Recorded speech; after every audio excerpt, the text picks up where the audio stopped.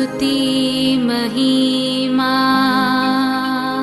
यीशु प्रभु जी, गाते आते हैं तुझ पास, जीवन जल के प्यास, एक ही तू है आस, जग निर्माता मुक्तिदाता, जीवन जल देखा, जीवन जल देखा, जीवन जल देखा।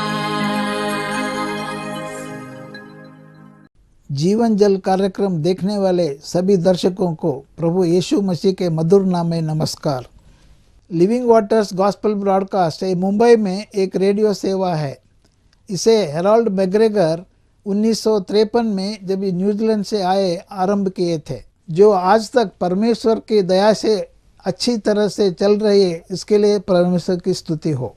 इसके अलावा 2013 से टीवी प्रोग्राम भी चालू है, उसके लिए परमेश्वर की स्तुति हो।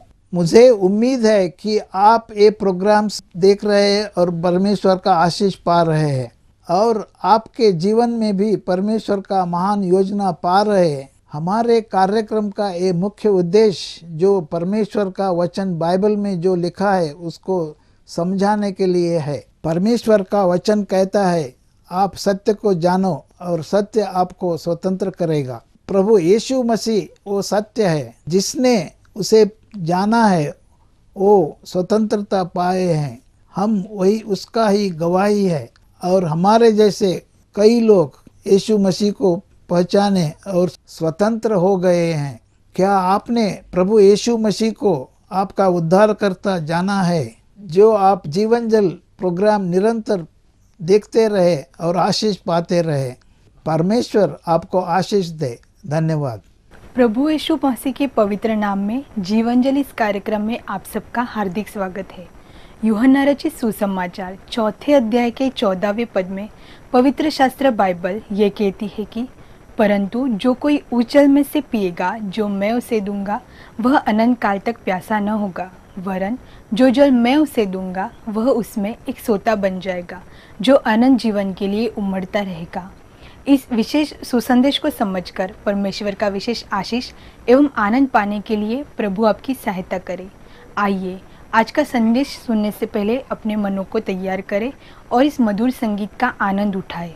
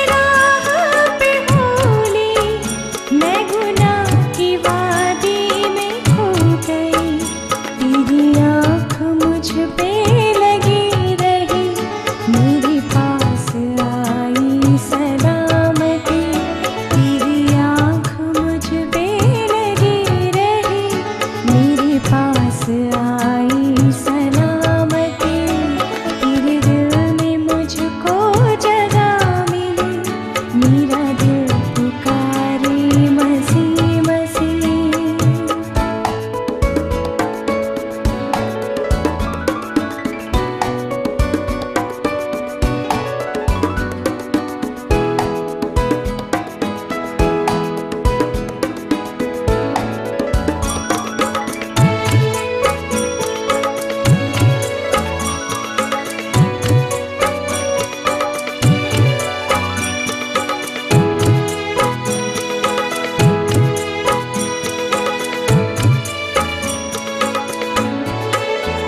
मैं गुनाह के हाथ बिकी हुई, ये सच है कि मैं थी मरी हुई। मैं गुनाह के हाथ बिकी हुई, ये सच है कि मैं थी मरी हुई। तूने मेरी मौत कबूल की, मुझे बख्श दी तूने जिंदगी। तूने मेरी मौत कबूल की, मुझे बख्श दी तूने जिंदगी। तेरे दिल में मुझको जगह मिली, मेरा दिल पुकारे मसीह मसीह। तेरे दिल में मुझको जगह मिली, मेरा दिल पुकारे मसीह मसीह। तेरा प्यार है मेरी जिंदगी, मेरी जिंदगी है मेरा मसीह। तेरा प्यार है मेरी जिंदगी, मेरी जिंदगी है मेरा मसीह। तेरे दिल में मुझको जगह मिली, मेरा दिल पुकारे मसीह मसीह। जीवन जल कार्यक्रम देखने वाले सभी दर्शकों को मेरा जय मसीह की। परमेश्वर के वचन को एक बार मैं आपके सामने लेकर खड़ा हूं और मुझे उम्मीद है कि पिछले दिनों में भी आप परमेश्वर के इस वचनों को सुनते हुए, समझते हुए अपने जीवन में परमेश्वर की बहुत सारी बातों को आप जानते हुए अपने जीवन में आगे बढ़ रहे हैं। आज भी एक बार फिर से मैं परमेश्वर के वचन से कुछ ऐसी बातें आपके सामने में लाना चाहता हूं जो आपके जीवन के लिए बहुत ही उपयोगी होंगी। मेरी यही विनती है कि आप प्रार्थना पूर्वक बैठें और इस मनसा से बैठे कि कोई इंसान नहीं परंतु परमेश्वर मुझसे बातें करना चाहता है। जब हम परमेश्वर के सम्मुख में अपने दिल को खोलकर बैठते हैं और परमेश्वर से कहते हैं कि परमेश्वर आज तू मुझसे बातें कर और मैं तेरे बातों को सुनने के लिए तैयार हूं, तो परमेश्वर हमसे बातें करते हैं। आज एक बार फिर से मैं परमेश्वर के वचन से गिदोन के जीवन के बारे में, जो मैं पिछले दिनों में भी बता रहा था, और उसी अध्ययन को मैं जारी रखना चाहता हूं। मुझे उम्मीद है कि पिछले दिनों में भी परमेश्वर ने आपको गिदोन के जीवन से बहुत सारी आशीषें दी और उनके जीवन से बहुत सारी बातों को हमें सीखने का मौका दिया है। गिदोन का जीवन, जैसे कि हम लोगों ने देखा था कि बहुत ही गरीबी अवस्था में, बहुत ही दयनीय अवस्था में, जब उसका देश लुट रहा था, मिद्यानी लोग उसके देश में लगातार अटैक कर रहे थे और उसके जीवन को अस्त व्यस्त कर दिए थे।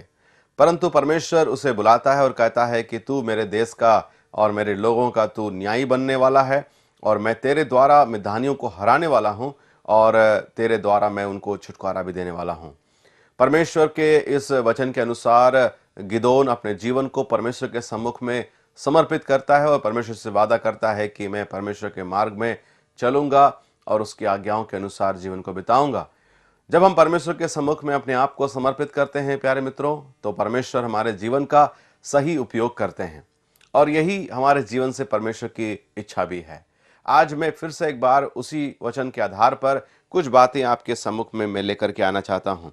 विशेष करके जब आप 7वें अध्याय को पढ़ेंगे गिदोन के उस जीवन के बारे में, 7वें अध्याय के पहले पद में हम पढ़ते हैं इस रीति से कि तब गिदोन, जो यरूबाल भी कहलाता है, और सब लोग जो उसके संग थे सवेरे उठे और हरोद नाम सोते के पास अपने डेरे खड़े किए और मिद्यानियों की छावनी उनकी उत्तरी और मोरे नाम पहाड़ी के पास तराई में पड़ी थी। प्यारे मित्रों, परमेश्वर के लोगों के समूह को इकट्ठा करके गिदोन पूरी तरह से तैयार था उस युद्ध को लड़ने के लिए जो परमेश्वर ने उसे कहा था। और उसके सामने में जो शत्रु थे उनकी संख्या बहुत ही बड़ी थी। परमेश्वर के वचन में हम पढ़ रहे थे उसके 8वें अध्याय और उसके 10वें पद में कि उनके दुश्मनों की संख्या करीब 1,35,000 थी, जिसमें बहुत सारे ऊंट, बहुत सारे हथियारबंद लोग, बहुत सारे ऐसे जो बहुत ही लड़ने में माहिर थे, ऐसे लोग गिदोन और उनके लोगों के विरुद्ध में खड़े थे। ये उनके शत्रु थे जिन्होंने करीब 7 सालों तक उनके ऊपर में कई प्रकार के हमले किए और हमेशा उन्होंने जीत को हासिल की। तो इजरायली और जितने भी परमेश्वर के लोग, इनको 7 सालों से केवल हार का ही सामना करना पड़ रहा था। लेकिन आज पहली बार थी जब गिदोन अपने पूरे हौसले के साथ उससे लड़ाई करने के लिए पहुंच गए। लेकिन जब हम परमेश्वर के वचन में पढ़ते हैं, 7वें अध्याय को यदि आप पढ़ते हुए चलेंगे तो आपको मिलेगा कि परमेश्वर गिदोन से एक के बाद एक अलग अलग परीक्षाओं को रखते हैं और कहते हैं कि मुझे ये भीड़ नहीं चाहिए, मुझे चाहिए कुछ कमिटेड लोग, ऐसे समर्पित लोग जो मेरे लिए खड़े हो, और इनको मैं उस युद्ध में शामिल करना चाहता हूं और इनको ही मैं इस्तेमाल करने वाला हूं। प्यारे मित्रों, इससे यह साबित होता है कि परमेश्वर भीड़ को नहीं देखता, परंतु देखता है कि वाकई में वो लोग परमेश्वर के प्रति समर्पित है या नहीं है।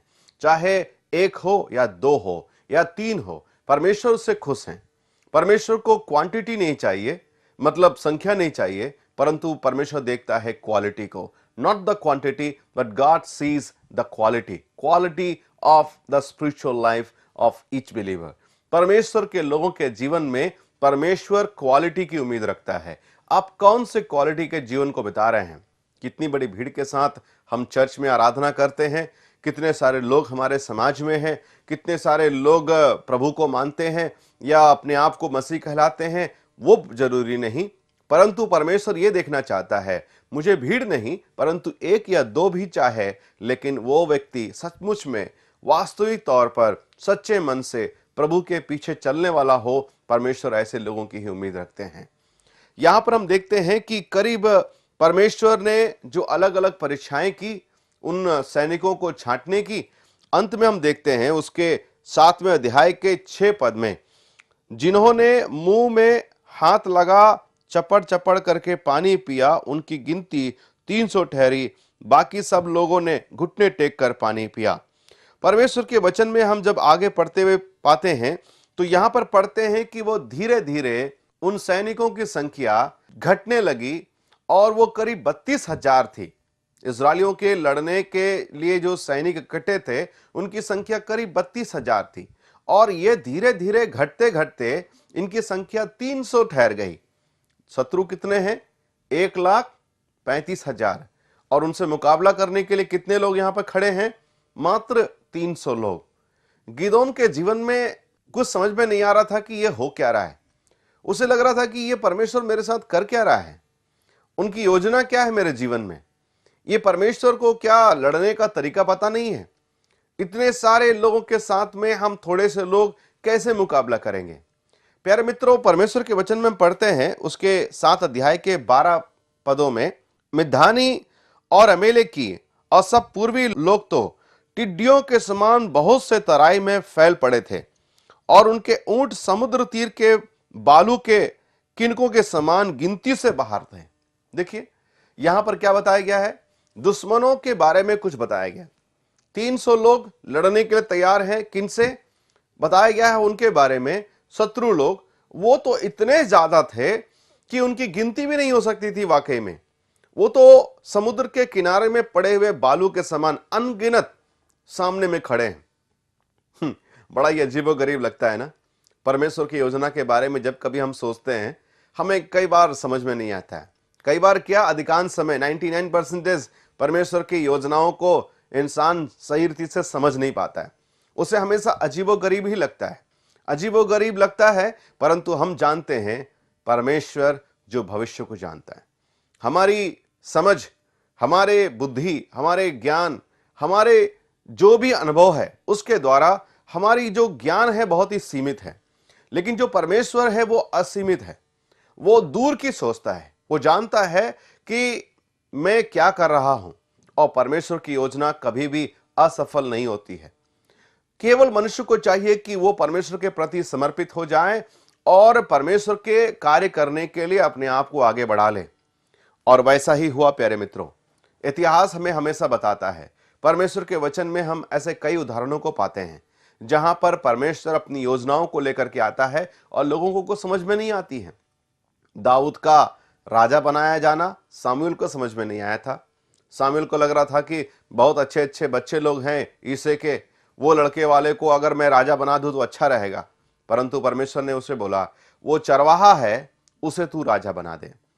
सामुएल ने दाऊद के जीवन को देख करके कहा, ये तो चरवाहा है। परमेश्वर कहता है, नहीं, ये तो इज़राइल का होने वाला राजा है। वाह, क्या बात है ना। जिसे हम चरवाहा मानते हैं, परमेश्वर उसे राजा बना देता है। और मूसा के बारे में जरा देख लीजिए, जस्ट ऑपोजिट है। मूसा के बारे में लोगों ने बोला, अरे ये तो राजकुमार है, आने वाले दिनों में ये राजा बनने वाला है, मिस्र देश का राजा। और परमेश्वर ने उसे क्या कहा, नहीं, इसको चरवाहा बनना है, इसको पहले चरवाहा बनना है।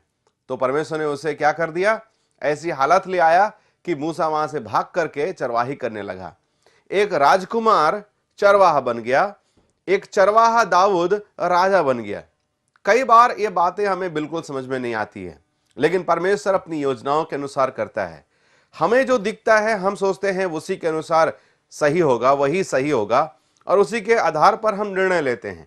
लेकिन परमेश्वर का निर्णय, परमेश्वर की योजनाएं हमेशा भिन्न हैं।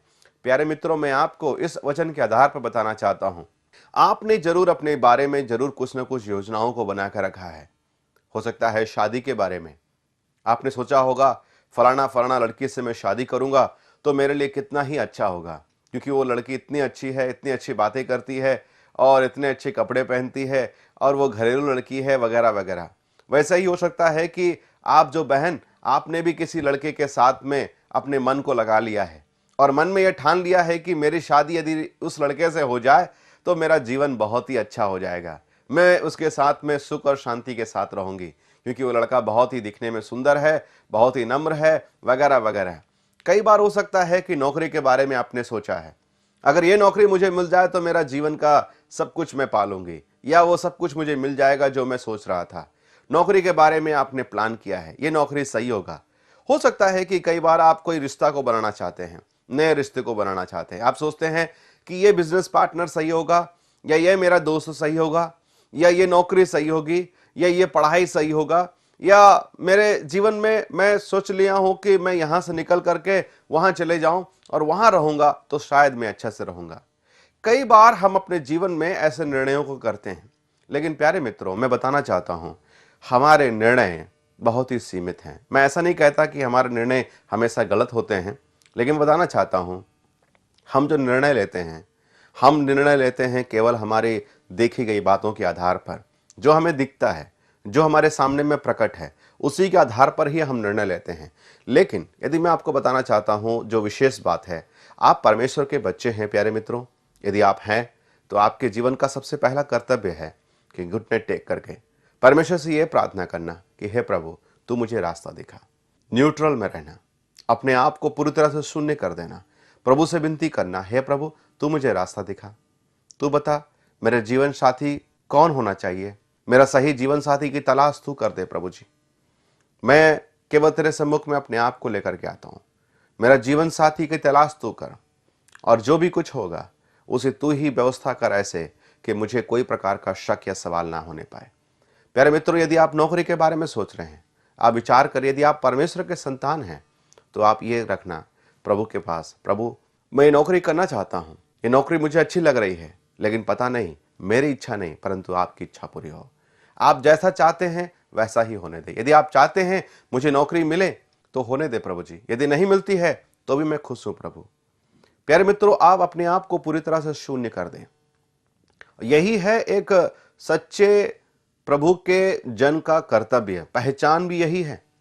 परमेश्वर के जन यदि आप हैं प्यारे मित्रों, आपका पहला कर्तव्य है अपने पिताजी के साथ में बगावत नहीं करना। पिता मतलब परमेश्वर पिता, उसके खिलाफ यदि आप कोई कार्य करते हैं, आप अपने मर्जी के अनुसार चलते हैं, आप उस उड़ाव पुत्र के समान हो जाएंगे। उड़ाव पुत्र के बारे में आप अच्छी रीति से जानते हैं। उसको जो बात समझ में आई वो उस रीति से अपने कदम को बढ़ाया। नतीजा क्या हुआ? उसका जीवन का नतीजा बहुत ही दुर्लभ हो गया। ऐसा ही कई बार हम भी करते हैं प्यारे मित्रों। जो भी देखी गई बातों के आधार पर अपने जीवन में अहम फैसले लेते हैं और वो अहम फैसले हमारे जीवन को तबाही में भी ले आते हैं। बाद में हम पछताते हैं, अरे ऐसा क्यों हो गया, मैं तो ऐसा कभी सोचा भी नहीं था। उसके पश्चात हम परमेश्वर को दोष लगाते हैं। लेकिन वाकई में एक परमेश्वर के जन होने के कारण परमेश्वर का यही इच्छा है कि हम नम्र होकर के प्रभु से ये बोले, प्रभु तू क्या चाहता है मेरे जीवन से। गिदोन के जीवन में उसका एक बहुत बड़ा प्रमाण हम देखते हैं प्यारे मित्रों। गिदोन के जीवन में परमेश्वर स्पष्ट कर देता है, कहता है मुझे इतनी बड़ी भीड़ की जरूरत नहीं है। तेरा जो कैलकुलेशन है कि तू इतने सारे लोगों के साथ में तू जाकर के लड़ाई करेगा तो तू सफल होगा, वो कैलकुलेशन गलत है। देख, मैंने कुछ योजना को बनाया है। 300 लोग बहुत हैं, मुझे 300 लोगों की भी जरूरत नहीं है। यदि आप वाकई में इस घटना को आगे पढ़ते हुए जाएंगे तो आपको मिलेगा कि ये 300 लोग भी जो थे लड़ने के लिए, उनकी भी एक्चुअली आवश्यकता नहीं थी। उन्होंने ऐसा कोई कारनामा नहीं किया जिसके कारण वहां पर वो जीत को हासिल किए। तो ये 300 लोगों की भी आवश्यकता नहीं थी। तो परमेश्वर की योजना हमेशा हमारे समझ से बाहर की बात है प्यारे मित्रों। हो सकता है कि आप ये बताएं कि प्यारे भाई मुझे ये तो बता दे कि यदि परमेश्वर की योजनाओं को समझना कई बार बड़ा मुश्किल हो जाता है कि परमेश्वर मुझे क्या बताना चाह रहा है, वाकई में परमेश्वर की योजना है या नहीं है। कई बार मैं असमंजस में पड़ जाता हूं कि ये वाकई में परमेश्वर बोल रहा है या परमेश्वर की योजना है या नहीं है, मैं कैसे समझूंगा। परमेश्वर की योजना का मतलब यह नहीं कि आप अंधेरे में तीर चलाना। परमेश्वर की योजना का मतलब ऐसा नहीं कि आप आंख बंद करके लाठी चलाना। प्यारे मित्रों, परमेश्वर अपनी योजनाओं को स्पष्ट कर देता है, प्रकट कर देता है, ताकि हर एक इंसान उस योजनाओं को अच्छी तरह से समझ ले, बखूबी समझ ले, कोई प्रकार का शक उसके मन में ना रहने पाए। देखिए, उसका उदाहरण हम पाते हैं 7वां अध्याय न्यायों की पुस्तक, उसका 13 और 14।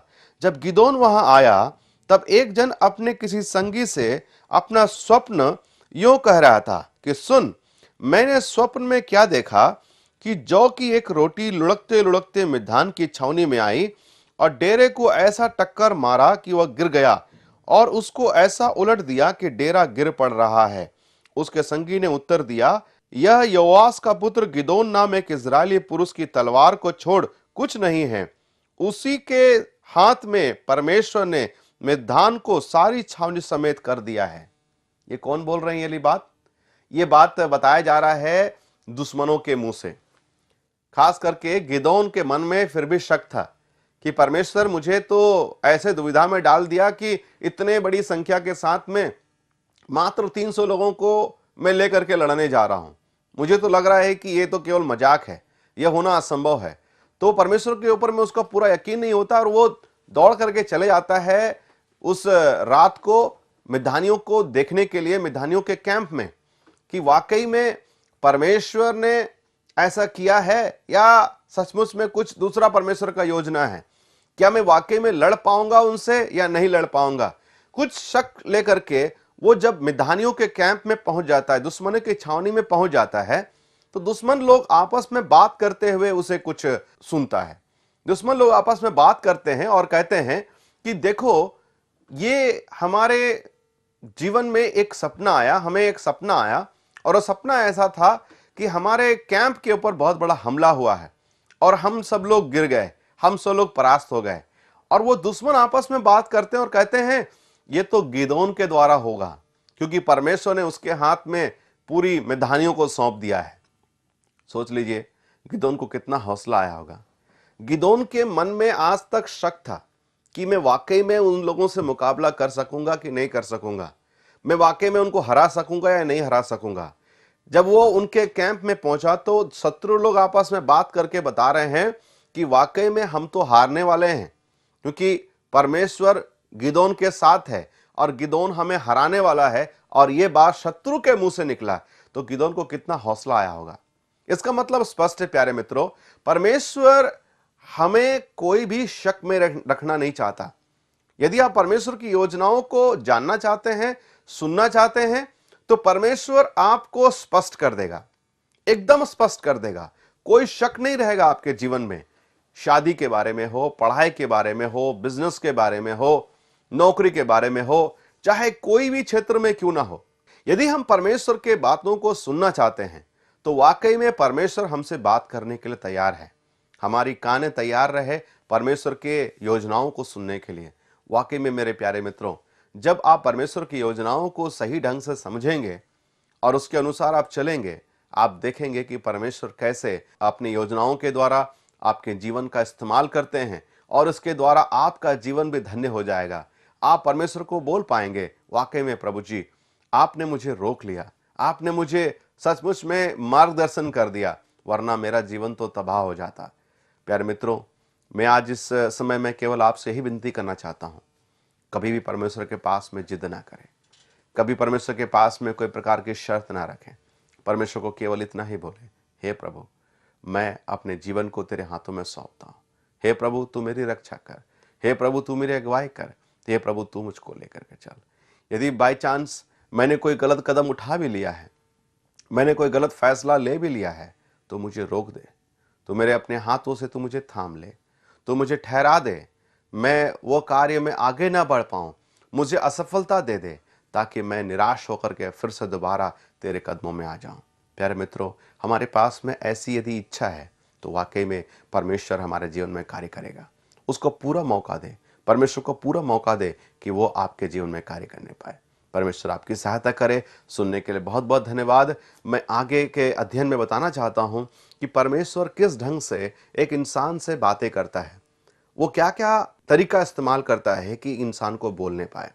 परमेश्वर आपकी सहायता करे। इस कार्यक्रम को देखते रहे। आप सबको हमारा जय मसीह की। यदि आज आपने कोई आशीष पाई है या आप इस विषय के बारे में अधिक जानकारी प्राप्त करना चाहते हैं या कुछ प्रार्थना के विषयों को बांटना चाहते हैं तो निसंदेह हमसे संपर्क करें। हमारा पता जीवन जल सुसमाचार प्रसारण, Nav Bhavna 422 SVS road, post box number 19161, Prabha Devi, Mumbai 400025। प्रार्थना एवं मुफ्त बाइबल करस्पॉन्डेंस कोर्स के लिए हमें संपर्क करें या अपना नाम और पता हमें SMS भी कर सकते हैं। हमारा मोबाइल नंबर 098125807744। हमारा ईमेल ID है gospelbroadcast@yahoo.com। हमारा वेब एड्रेस है www.lwgp.org।